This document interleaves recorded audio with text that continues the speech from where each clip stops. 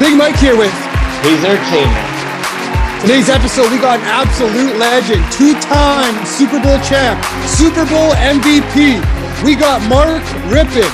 If you like what we're doing, hit that subscribe button and let's go. If you're looking for a mug, perhaps a hoodie, head on over to IOnlyTouchGreatness.com. Hey everyone, former Washington Redskin quarterback and Super Bowl 26 MVP Mark Rypien here, and I'm on I Only Touch Greatness podcast. We the best, just like Khaled says, we the best. We stay hot to death, we the best. Always down to wreck this haze in the team. What you know about that? We the best, just like Khaled says, we the best. We stay hot to death, we the best. Always down to wreck this haze in the team. What you know about that? Can't beat us, we MCs. I make cats run like DMC. My boy gets tased, it's the ENT. On the track, I blow like TNT. Hot boys like CMB. Girls spend the night like a B&B. I say what I want what I say. Remain at the top, I'm the top of the game. Step back, I come up quick fast. So fast when I stop, y'all get Ryan Hayes and Big Mike are today? taking over the podcast scene in Vancouver. Get down or lay down. It's not over. Raise a blind like kids with glaucoma. Ryan Hayes and Big Mike. I never stop. I Only Touch Greatness podcast. Like Khaled says, we the best. We stay hot to death, we the best. Always down to wreck this haze in the team. What you know about that? We the best. Just like Khaled says, we the best. We stay hot to death, we the best. Always down to wreck this haze in the team. What you know about that? We the best, yes. That's something I can put plain. Hey, cause them ballers get paid. Pop bottles, homie, got dollars for days. Get low, sit low, in them politics trades. You want West Coast, just holla at Hayes. We the best, just like Khaled says, we the best. We stay hot to death, we the best. Always down to wreck this haze in the team. What you know about that? We the best, just like Khaled says, we the best. We stay hot to death, we the best. Always down to wreck this haze in the team. What you know about that? About that, about that.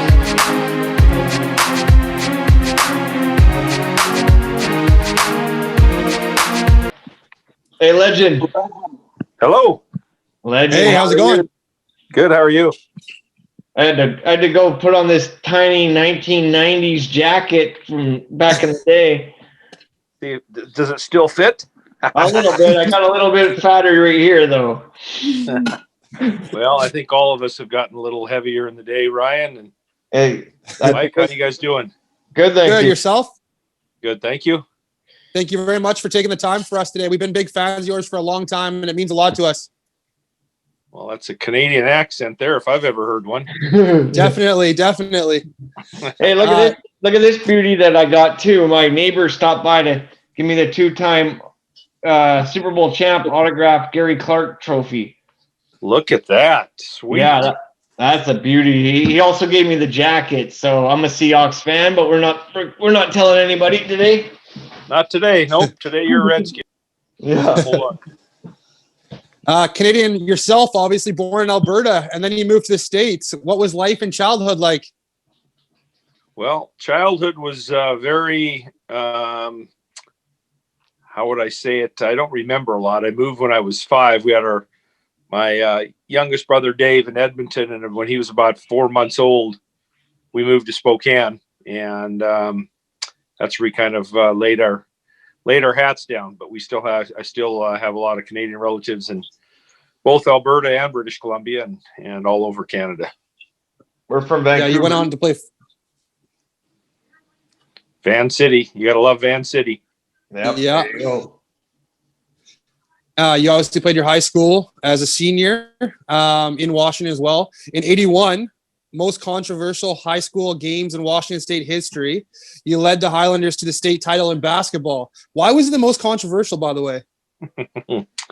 Well, I don't know if you guys are familiar with the Seattle area, but Mercer Island is one of the suburbs of Seattle, and it's a very elite, the Bill Gates of the world and the higher up in society in Washington State live in Mercer Island, and so it's a very elite school. Ed Peppel is their coach, and he's won, I think, unfortunately just passed away this past year, and he won like 5 or 6 state championships. The reason why it was controversial is that we played in Key Arena, which is right downtown Seattle there, and there's about 50,000 fans watching the game. And interestingly enough, on a side note, we were the highest classification of high school, Shadle Park and Mercer Island. The game before us was a AA game and probably had the best team in the state, but because of the classifications, they couldn't play, and it wasn't like Indiana where it's like the Hoosiers. So,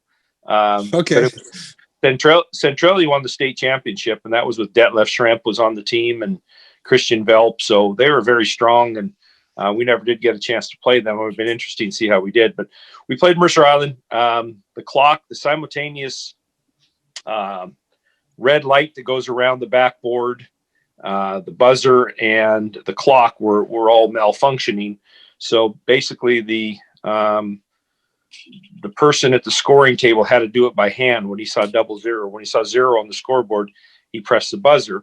Well, we had a guy take a half-court shot with about 3 seconds left that fell short, and the guy that made the shot released it right underneath the basket right at the 0-second time, and both referees said the basket was good, but Coach Peppel and Mercer Island did not think it was good, so they actually tried to take it to a few of the circuit courts there to have the officials rule on it, and it was ruled that the basket did count. So it was controversial because at that time we're tearing down the net at one end, they're tearing down the net at the other end, thinking they won. The PA announcer has to come on and say that Shadle Park had won. A riot and fights broke out. We had to get escorted out by police and had to get our championship trophy at our hotel. So that's where the controversy basically kind of came in. Wow, in a high school basketball game, that's intense. Yeah, pretty intense. So That's a great story. That's a great story. If you could sit down for dinner with anybody, who would it be? say that again. Sorry, you went deaf. Yeah, if you could sit down with anybody, who would that be? If I could sit down with anyone, who would that be? For dinner. Gosh, I mean, does it have to be that person have to be alive or No. No, dead or alive. I think the one that I would probably that really a person that amazed me and only got a chance to meet him a couple times or one time was on stage at a Jim Thorpe Awards banquet was Muhammad Ali. And That's my choice. Just his presence and his aura and just, what he had to overcome and the obstacles in his life and the ambassador that he was, to any country, anywhere. He was just an icon. And I think that would be the guy I'd love to sit down and just, have a nice little, supper with him. And supper, as we call it, right, guys? Still called supper. Yeah. That's right. Yeah, he's my choice for sure. I'd love to pick that guy's brain. Absolutely.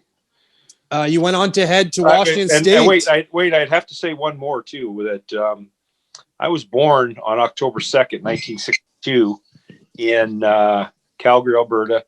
My dad was at an exhibition game between the Calgary Centennials and the Detroit Red Wings. And of course, Gordie Howe was my dad's kind of idol growing up, and I'm surprised my name isn't Gordie, being born on the day that he was watching the game. But I think Gordie Howe would have been another one that I would have loved to have had a chance to sit down and have dinner with. And I met him one time up in Michigan back in, I think, 1992 or 93 after the Super Bowl. What a nice gentleman he was. Oh, yeah. Yeah, I was lucky enough to meet him twice. Once at NHL Fantasy when the All-Star game was out here, and then once at a card show. And genuine guy, that's for sure. Super nice guy. Absolutely. You went on to head to Washington State. What made you choose there? And you're also one of the only 3 sport athletes that participate in baseball, football, and basketball.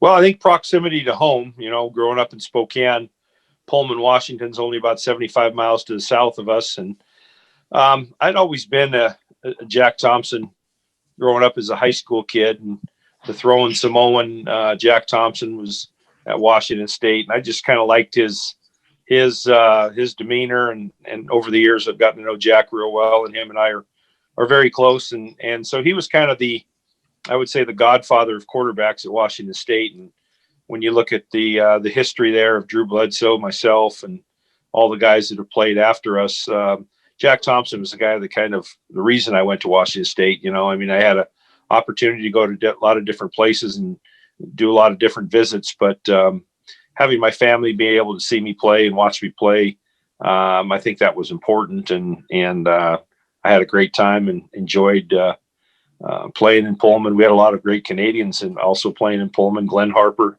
who played for the Edmonton Eskimos.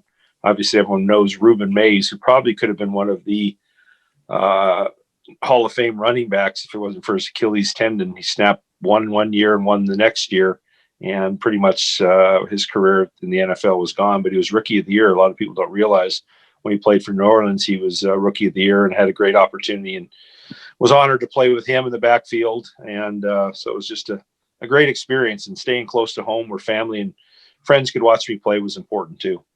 That had to be a bonus. We always interview these kids, and we always tell them that this is the prospects for like the NHL, let's say, and also NFL prospects. But we always tell them, like, this is the one chance you have in life to choose where you want to go is your university. After that, you're drafted. You're going wherever you want, wherever you're chosen.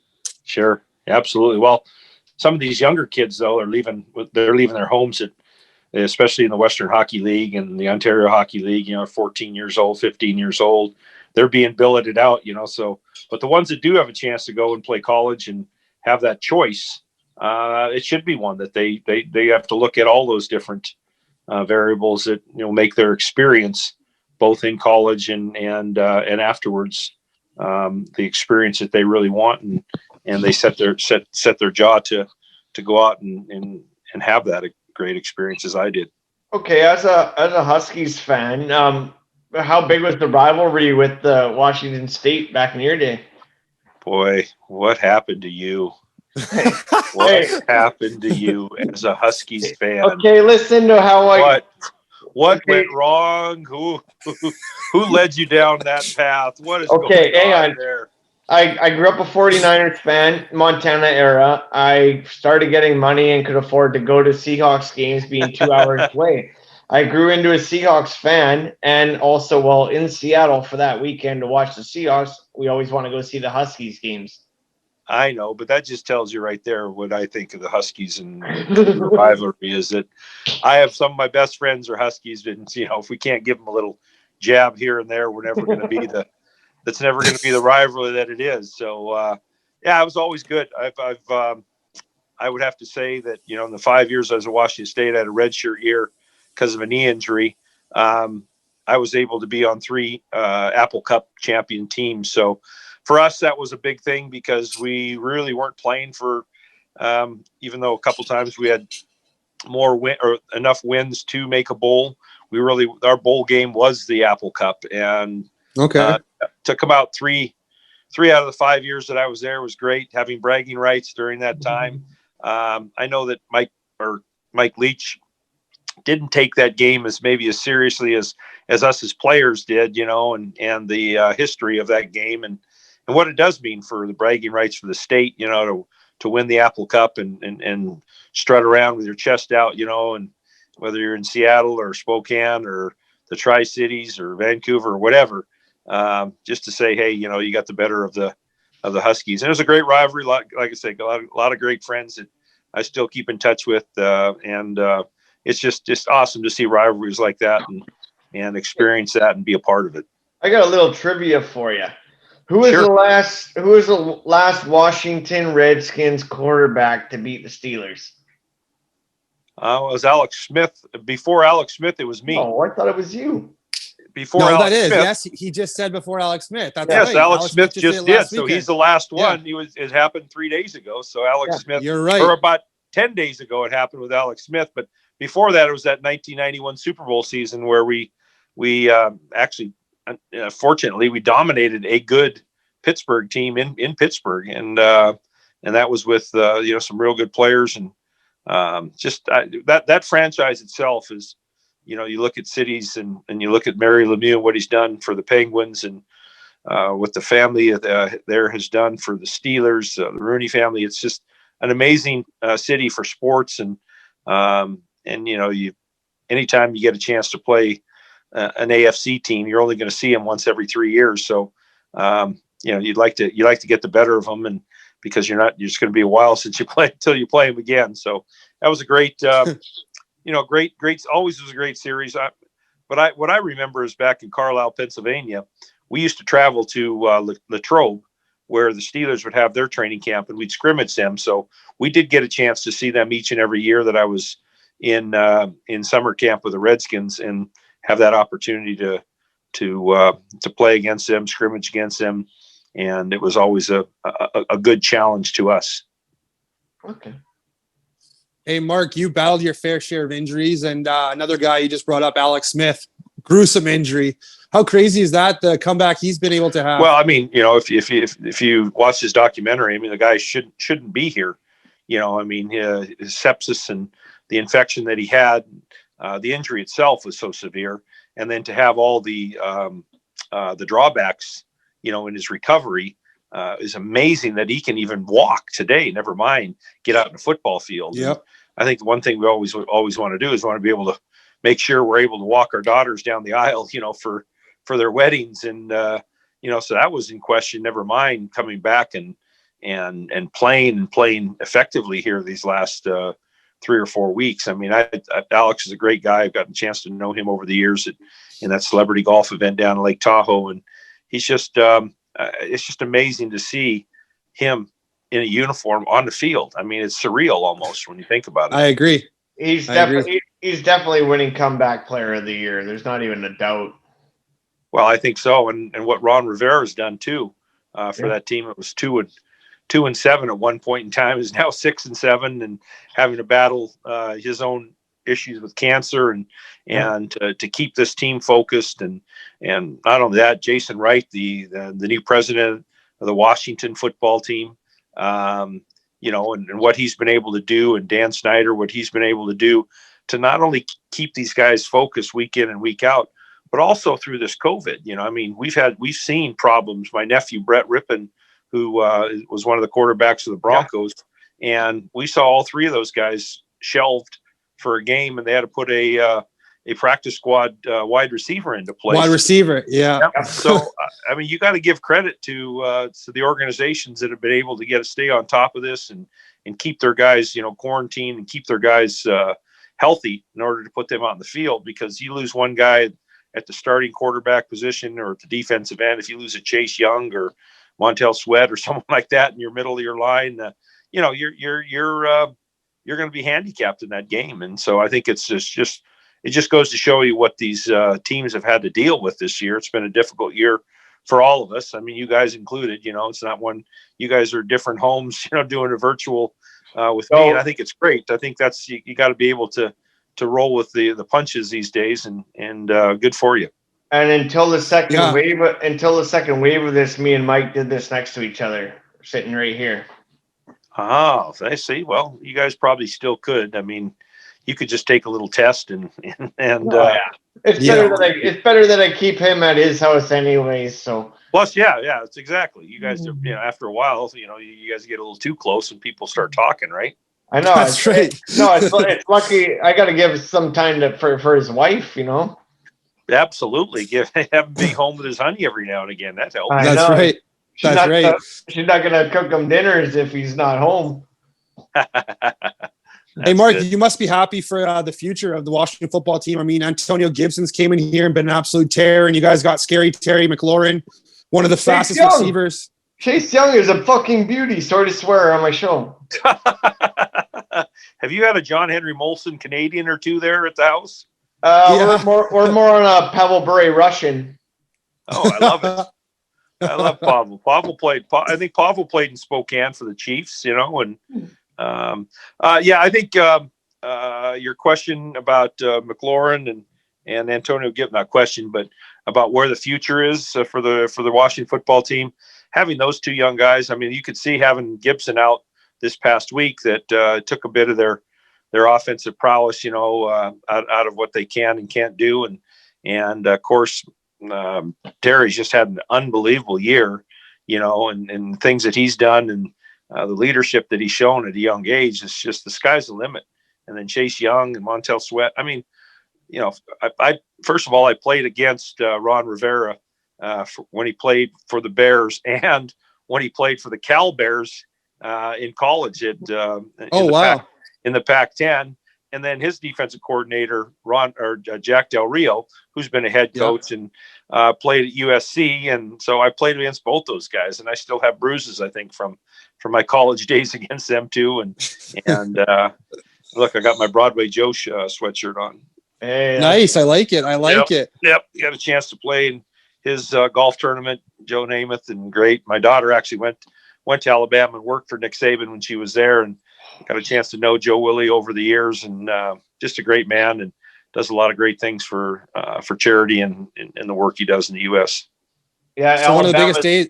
Oh, go ahead. Alabama is one of my favorite college teams. I'm a big fan of Alabama. I try not to miss any games, and I don't really know why I picked Alabama. All over the map. Now you're saying you're a Huskies fan, you're an Alabama fan. Like, make up your mind, man. Your ankle's broken or what? Hey, we know what happened. I met a girl back in the day, and she's an Alabama fan. I've been a fan since because I realized that they've got the best franchise probably in college sports. Well, I mean, they do. I will say they do a great job recruiting. Nick Saban is a workhorse for his coaching staff. I mean, those guys put in a lot of time. He's very, very spot on as far as attention to detail guy. And I had an opportunity when my daughter went to school there freshman year. They fired Mike Shuley. He was a coach at Alabama, and Nick Saban came in that winter, and my daughter was down there her freshman year, and she was thinking of going back or not. And she said, I'm going to go back. And so I introduced her to Coach Saban. He was my defensive coordinator. I played 1 year in Cleveland, and he was the defensive coordinator at Cleveland. Bill Belichick was a head coach. And Kirk Ferentz. There's some company. Kirk Ferentz was our offensive line coach, and Pat Hill, who coached at Fresno State, was our tight end coach. So we had a pretty good contingency of coaches. I mean, as players, I think we could have gotten a little bit more out of the guys that we had. Vinny was there, and Metcalf, and we had a good defensive crew, and we just couldn't beat the Steelers, and that was our downfall. And sometimes, teams have that. They have that one team that they can't seem to get by. But so that was great. So I introduced my daughter to Coach Saban. He said, "Don't you worry, I'll take care of her." So she worked her last 4 years. She went to school 4.5 years. She went to school there in his football office as his secretary's assistant. And when it came to recruiting, and recruits come into town, and Julio Jones' mom and AJ McCarron's parents and grandparents and all the guys that played there, I mean, she would be sitting next to Coach, and Coach would go, "Who's that?" And she would have to say, because they'd have a chart. They'd have not only have a chart up of the players, they'd have a chart on the wall of who the mom is, the dad is, the grandparents are, so that when they came to recruiting day, Coach could go up there and kind of make them feel very welcome. And I think that's one of the great things that he's done, is he's always made the family made it a family there. And not only does he work the players to the bone, but he makes sure that those kids graduate and are doing the right things when they are down in Alabama. As a Seahawks Incredible fan, coach. As a Seahawks fan, and Amy mentioned their Metcalf, that's DK's dad, correct? I know Terry. Terry's dad played before him, and I don't. It might be. You might have me on that one, but that's the Metcalf family is a very prominent football family, and yeah, Mike's writing it down already. We're having to cut this next 2 minutes out of here. So, hey, Mark, exactly. One of your biggest days, obviously, for your career would be probably 1986 when the Redskins took you. Take me back to draft day. Well, I mean, you're always excited on draft day, and you're disappointed too. And I try to do this to keep that thought into my nephews. Hey, if you don't get drafted, and back then I think we had 10 rounds that we were there. The draft was 10 rounds, and now it's only 6 rounds. And I go, Brett, don't be upset. Don't be so down. If you don't get drafted, because you have an opportunity to go to a franchise that is looking for someone to groom and be a practice squad guy and maybe a backup. And now he's at that backup place, and hopefully he'll stay there at that win against the Jets. But when I'm sitting there, here, and I might go anywhere from the second round to the the fifth or sixth round, and it's into the fourth and fifth round, and your bubbles kind of burst a little bit, and then you get a phone call, and it's hey, Mark, you've been drafted by the Washington Redskins. And I go, oh, great. And he goes, Coach Gibbs is on the phone. Here's a Hall of Fame coach. But at that time, I wasn't privy, being on the West Coast, to East Coast football. And Coach goes, hey, Rip, we're just so excited to have you come out to Washington, D.C. and start things up here. And I'm like going, yeah, okay, sure. Great. Me too. I'm really excited too. And so I probably didn't sound like I was that excited, but I got out there and got involved with that. Jerry Rome was my quarterback coach, and he was the one I think that I, owe a lot of credit to as far as grooming me as a player and working on some of my skills and things like that. But Joe Gibbs is amazing. The coaching staff there was great. He was attention to detail guy, much like Nick Saban. I mean, I think he was maybe one of the reasons Nick Saban became such attention to detail guy, because Coach Gibbs used to sleep sometimes at Redskin Park to make sure that every stone was uncovered and made sure that we were going to be prepared the best we can to play each week. The first season you were hurt, and then you came back and you backed up Doug Williams in the Super Bowl, correct? I was first 2 years I was on the IR. That 87-88 season was a strike shortened season. Jay Schrader was still the backup. Actually, Jay Schrader was a starter who lost his job to Doug Williams in the 5 games that we only played like 5 regular season games, because our replacement team played like 3 or 4. I'm not sure exactly all those numbers, they kind of, after a while you kind of think back. But anyways, Jay got hurt and Doug came in, and Doug played well for a couple games. When we played Chicago in the first round of the playoff game, Doug played, and then we played Minnesota in the NFC Championship game, and Doug played. So, Doug was took over as a starter midway through that strike shortened season. And then of course everything, he got hurt in the game against Denver in the first quarter. We were down 10-0. And he said, you know what, I've come too far.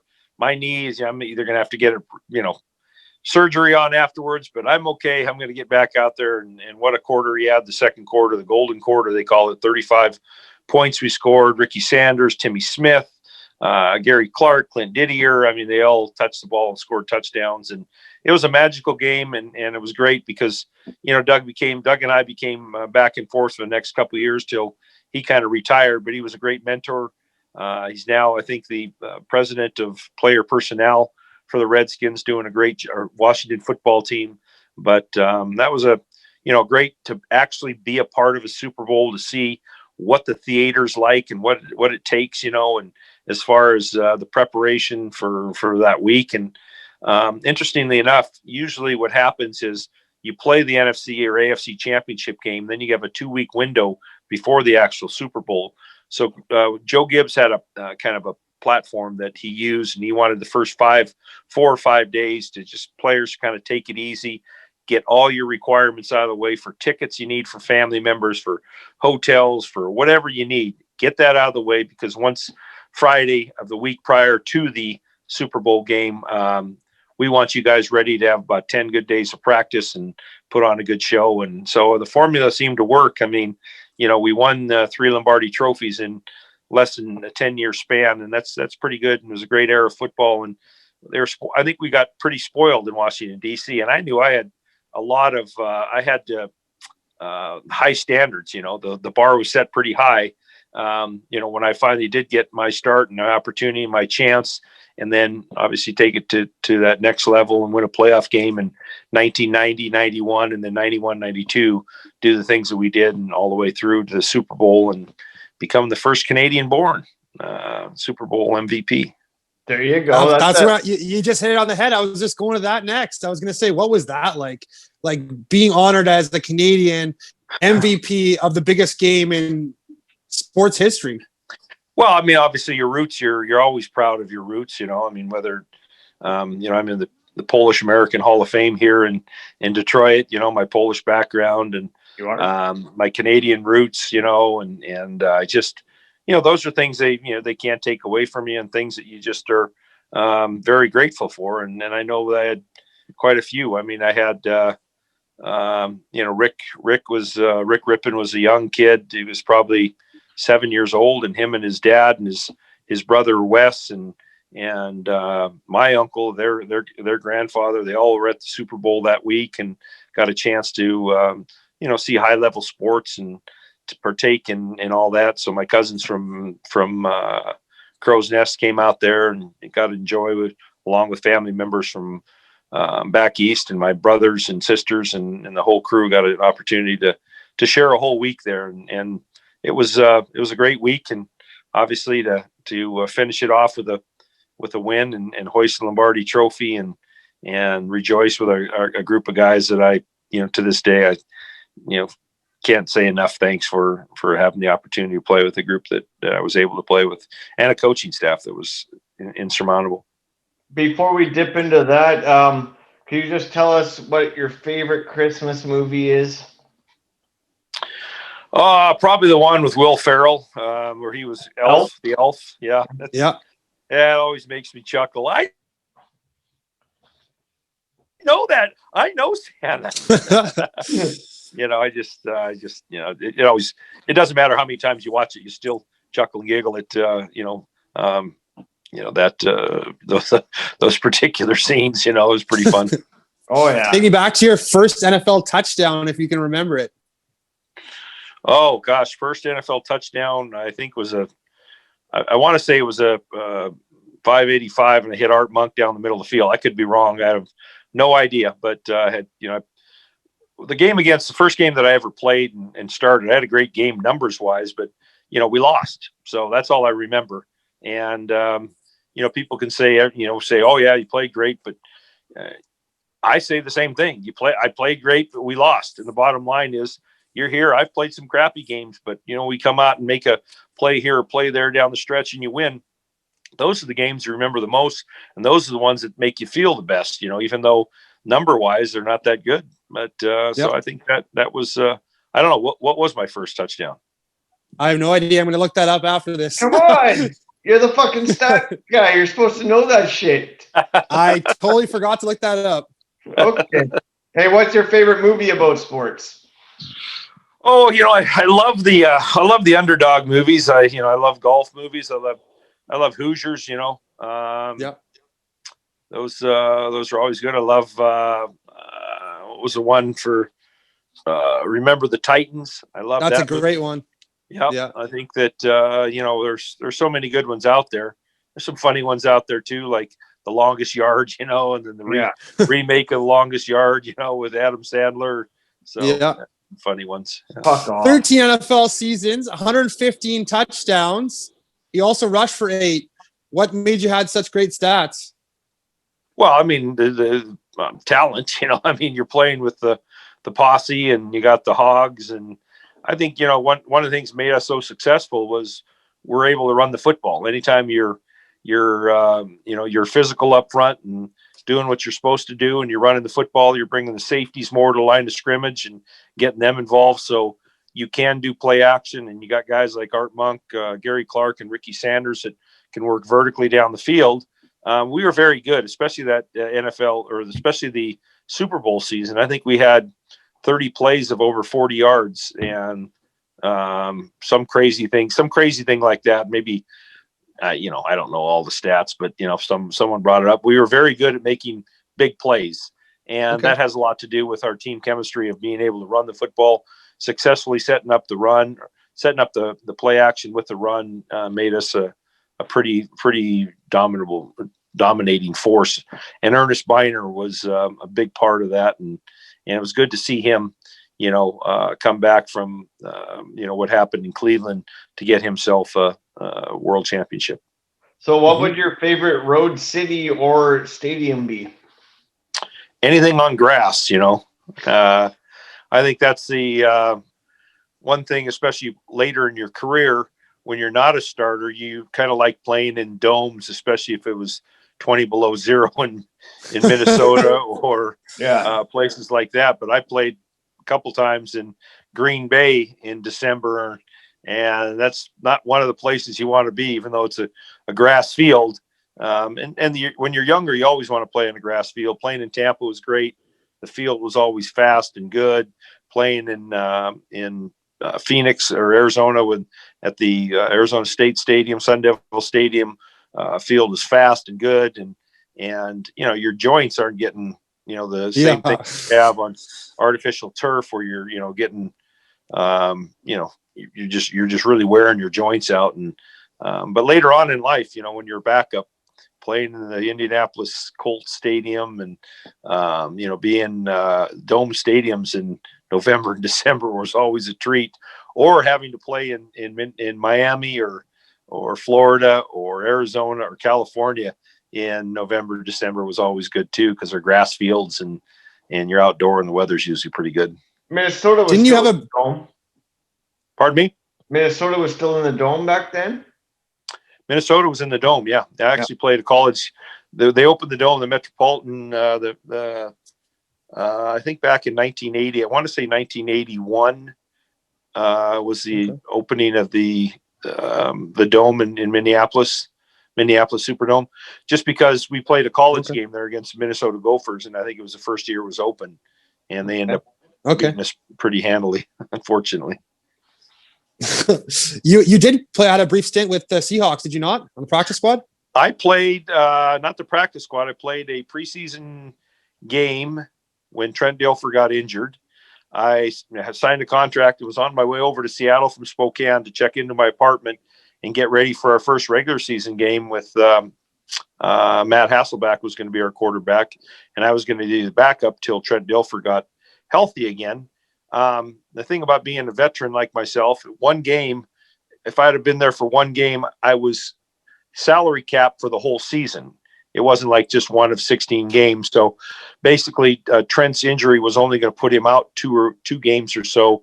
So they had another guy that was a practice squad guy that they were going to kind of keep there. And so I'm driving down the hill into North Bend, down past my sister's house. She lives in Snoqualmie.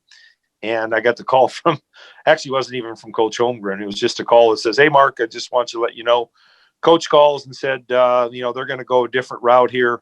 And Trent's injury wasn't as bad as they originally thought. He's only going to be out a couple weeks. So we're not going to sign you." But I was ready to move into my apartment and be a Seahawk for a season, which would have been pretty cool. Yeah, that would have been pretty cool. Yeah, it would. You had a brief stint in NASCAR, I believe, as well. If my stats are right, you were the original owner of the 2004 Nextel Cup championship winning car. Yep. Chad Little's a Spokane kid that went to Gonzaga Law School, went to Washington State, played high school football against Chad here in town. He went to Washington State University when I was there. When he was done, he went to Gonzaga Law School, but also raced in the NASCAR West Series out here, and then got a Winston Cup team. And so I joined forces with him and Gary Pollock, and we formed a team and raced. This is actually before Joe Gibbs really got into racing, and we won the Busch Grand National, the Daytona. I want to say the Daytona 300, which is Busch Grand National race the day before the Daytona 500. We won that. We won two other times in the first 5 weeks, and just had a great season that first year. Then our sponsor became John Deere, but unfortunately with Chad was always raced a Ford. We had to go to a Chevy because of the conflict with John Deere and agriculture and Ford and agriculture. So we had to race a Chevy, and we weren't really good at racer. We weren't really understood the setup of the Chevy, and I basically was part of the team just to kind of solidify sponsorships, and so we got a great sponsor. John Deere is maybe as all-American sponsors you can get, and so I raced until 1995. I think 1996, and that's when he kind of got out of racing. My son got sick and he passed away in 1998, so I couldn't really be involved as much as I'd like to have, and but it was great. Yep, Chad Little was my driver and local Spokane kid, and actually still works for NASCAR. He does some of the safety setups for a lot of the tracks across the country. Okay. One of your other cousins, I want to touch base on this a little bit. Rick Rypien, obviously a Canucks legend in our hearts, and we're huge fans of the Canucks. As you see, we're from Vancouver, everything on our wall. Oh, yeah. What was he like as a kid and growing up?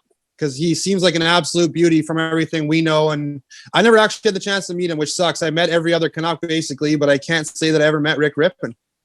Well, first him and Kevin Bieksa were probably two of the best, closest friends, on that Canucks team. And Kevin was so good, and his wife was so good at, making Rick feel welcome in Van City. And Rick was loved by the people there, and he loved being around kids and loved playing for the Canucks. He just had a lot of hidden mental health issues, that as his years kept going on, became a little bit more prevalent. He got some help for it. The organization was wonderful. The Canucks organization was incredible at getting him the help he needed, as was the Manitoba Moose, and Craig Heisinger, who's now the assistant general manager of the Winnipeg Jets. And then, of course, Rick signed with the Jets just before that tragic day in August where he took his life. But, as far as a human being, having the opportunity, he's just a wonderful, wonderful kid. Play golf with him and be around him was amazing. And it's hard to really understand, what really goes through someone's mental health issues. And I know that, we all try to strive and make sure we do everything we possibly can to help those that do need help. And Rick got a lot of good help. And sometimes the help that you get just can't override the pain and suffering that's going on inside. And or else he'd still be here. And yep. I know I've lost a couple of guys to suicide, like really good friends of mine as well. And, it just sucks that you never really know. Like I never knew that he was battling all this stuff. I wish he would have reached out and helped. And that's what's kind of cool about this whole Bell Let's Talk thing that BX has kind of initiated and got the hockey world going on. And I believe like every Canadian is huge on that now. And I think that's massive, that it's getting out there, that people know they can talk to somebody, that they don't have to hold everything in, that they can let it out. Yeah. Well, I mean, Canada's got a serious problem with, fentanyl and, people not really understanding that drug. And then obviously, some of the issues with depression and peer pressure people are going through. And this COVID isn't easy either. It actually, it actually makes your issues more compounded because you're not around friends and you're not around family, and you don't get necessarily the help that you need. So to anyone out there, please use the resources that are available. Please use the help that's available. I mean, there's so many good things that are on the horizon now, and one of them is that I've used is TMS treatments, and it's what's called transcranial magnetic stimulation. And it's just an opportunity to dive into some of those neuronal pathways that aren't really working and help you through that, and then get some help anywhere that you can. Use your friends and have got your six is one of the great things you can do, is have six people or something in your network that have your back. That if things aren't good, if things aren't going the way you need them to, you can call, and somebody can call somebody else who can call somebody else to make sure that you're headed down the right path. That we don't want to lose our loved ones. That's never, ever, something that, you ever want to have to be involved with, but we can make a difference. And I think Kevin's been incredible, and the Ricky Rip Foundation and other things that are out there to help these young kids and older kids and older people too. They're going through depression. We're in the process of lining up Kevin Bieksa for January, so we'll make sure we'll tell him that you put in a good word for him. Oh, absolutely. One of the best people I know, and really was such a instrumental help in every way, shape, or form to try to get Rick right. And sometimes, like I say, there's wounds deep inside that, even the best resources can't help. And that's unfortunate. Yeah, he's definitely dearly missed here in Vancouver. Must be nice having such an athletic family, though. I mean, you have Shane Churla, also related? Or am I wrong on that? Okay. Nope. Chucky's related. Shane Churla's related.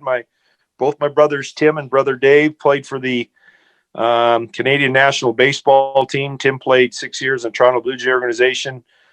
Dave played for Team Canada in the Olympics as an exhibition sport in Seoul, Korea in 1988, and played baseball at Gonzaga University. Brother Tim played at Creighton University, and then when I came back and played at junior college, and then went in to play with the Blue Jays. Both of them played for the Canadian national team, and my brother Tim. Awesome.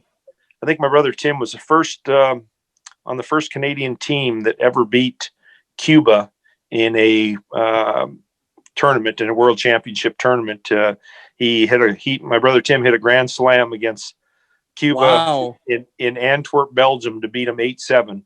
I think the first Canadian team. I could be wrong, but that's what I was told. So nice. That's awesome. Oh, hopefully your stat guy is the same stat guy as Mike's, because he's been wrong a couple times. I think he's been right more. He's been wrong more than he's been right, but that's okay. and then my nephew Brett, who played at Boise State, had a very accomplished career there, and not to mention my nieces and nephews. My niece played at Lynchburg College in Virginia for the softball team there. My nephew played at Dallas, University of Dallas, in their lacrosse program there. So yeah, it's just great to have a family that, that's kind of our tradition, is that we want to be part of a team. And not only does it work well, to get an opportunity to play in college, but after college and a chance to be a part of a workforce, people like the fact that you're a team player, because that's going to bode well within the workforce, and working with one another and helping your company become a better, place. Yep. You must not like 94 then, when Bure threw that elbow at Churla. Well, I mean, that Bure throw an elbow at Churla, that's probably like a fly on our shoulder. We just kind of flick off, He fucking rocked him. Shane, yeah, he did. He rocked him pretty good. Yeah, but Chucky was pretty tough. He was, he was one of the toughest, and that's why it was so surprising that Bure would have done that to him. Well, I mean, everyone has a chip on their shoulder. It doesn't matter. I mean, sometimes you just got to watch if you whether or not you're going to wake the sleeping giant or not. And exactly.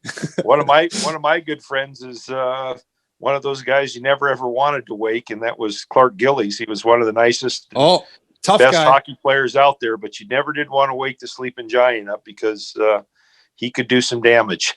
Scary man. Absolutely. Yeah. Hey, Mark, I just want to thank you so much, man, for taking the time for us today. We've been big fans of yours for a long time, and we're big fans of the Rypien family in general. Meant a lot to us to have you on and be able to chat with you. Yeah. Now, is the Patron, does that mean you part of the Patron family, that the vodka or the tequila, I mean? Your answer, tequila, yeah. I wish, but no, you didn't check your stats on that one.